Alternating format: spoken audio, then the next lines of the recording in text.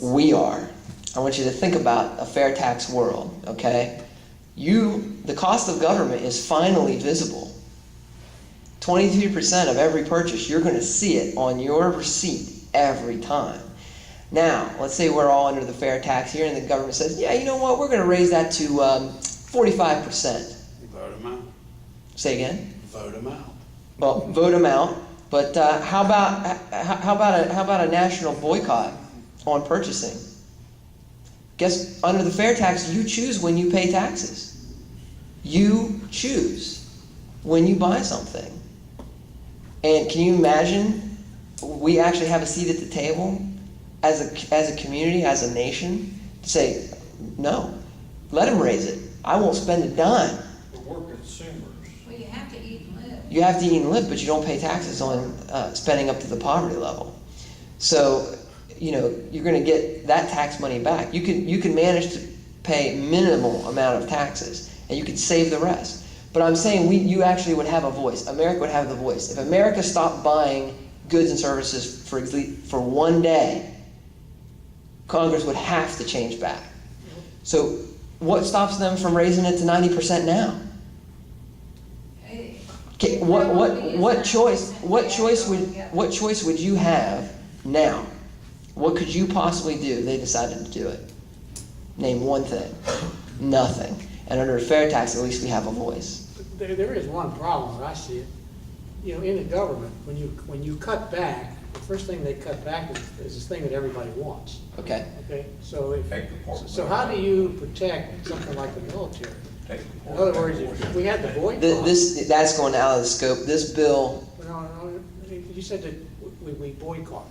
So if we boycott, then what keeps the clowns down? That was just a theoretical. I wasn't saying that, but she was asking a question. What I was trying to get to the point was, you decide when you pay taxes under the fair tax. If they raise it and you don't want to pay it, you don't have to. I'm looking at the other side. If the government isn't getting the money, you've got those guys down there that are really concerned. So how do they put pressure back on the people? They say, well, okay, you're not sending us.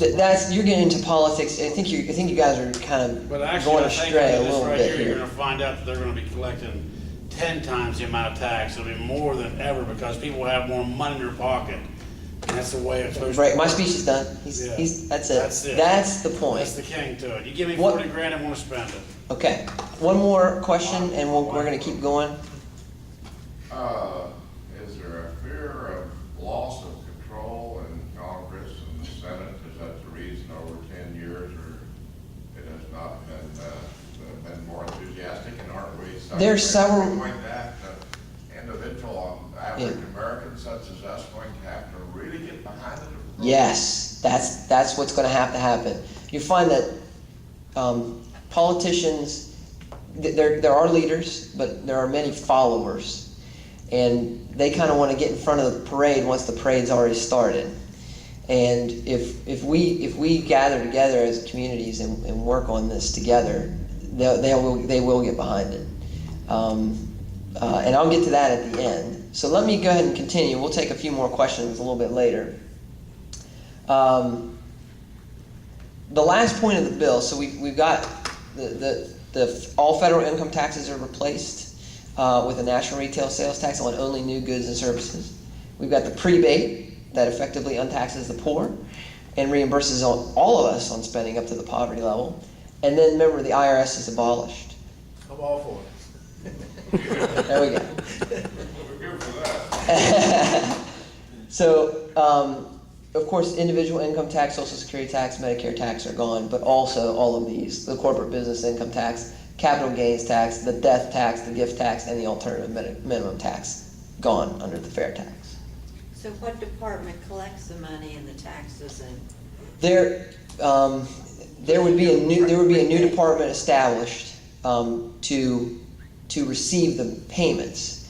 But remember, businesses are the tax collectors because you're paying your tax at the point of transaction. Okay?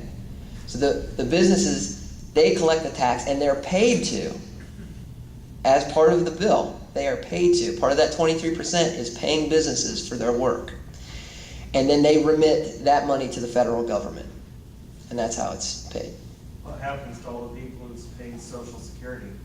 Say that one more time. What happens to all the people who've paid Social Security for all? This fair tax bill does not affect Social Security at all. It completely funds Social Security to the current levels. This is not a Social Security bill. Because you said it eliminates Social Security tax.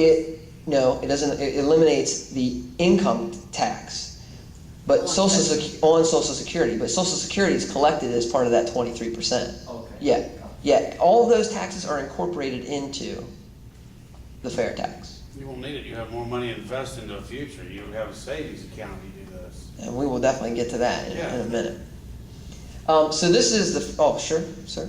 I'm thinking if it's under our current president, Congress, and Senate, it wouldn't be just one organization, it'd probably be 100. Well, it's I don't want to get into that at all. But this is the front page of the bill. I think this is my 2009 copy. Yeah, it is. And this is online at fairtax.org or my website, which I'll give you at the end. And these are some of the co-sponsors that were listed. The main co-sponsor was Congressman Linder, who's also written a lot of the material on the bill. But besides, Fed Up Smith and his wife being able to take home their entire paycheck, besides, the poor being effectively untaxed, and besides, getting rid of all of those income taxes, abolishing the IRS, what other reasons are there to change? Well, let's go through. We're going to have some numbers. 6 billion hours and $265 billion. This is the time and the money for compliance with the federal income tax in 2005. Money that you guys paid, that businesses paid, that I paid, that went and did nothing. Nothing productive. Zero. 22%. This is the embedded cost of taxes and everything we buy. And I always like this line. You thought corporations pay taxes. Well, think about it. When a corporation produces something, they have a price that they set. Well, they just incorporate the amount of taxes that they would have to pay at the end of the year into that price, and we pay that. And the estimate is 22% of taxes are embedded. This comes from research done by Dr. Dale Jorgensen. Of note, most prices under the fair tax do go down. It's not exactly a one-to-one ratio, as you would think. We're taxing at 23%, but we're gaining 22%, so it washes out. It doesn't work exactly that way. But most prices under the fair tax do go down. This is my going to hell in a handbasket slide. This is our savings rate from 1970 to 2006. So this is the percentage of income people are saving. The percentage of their income that people are saving. In the 1970s and 80s, it was hovering around 10%, and you can pretty much see this. This is on average what Americans are saving out of their income, and right now we've inverted, and now we have more credit card debt, and I think the average credit card debt the last time I heard was about $10,000 or so. Tried to make one point. Under the fair tax, savings is untaxed. You put money into a 401k. All the money you put in, it grows and grows and grows. When you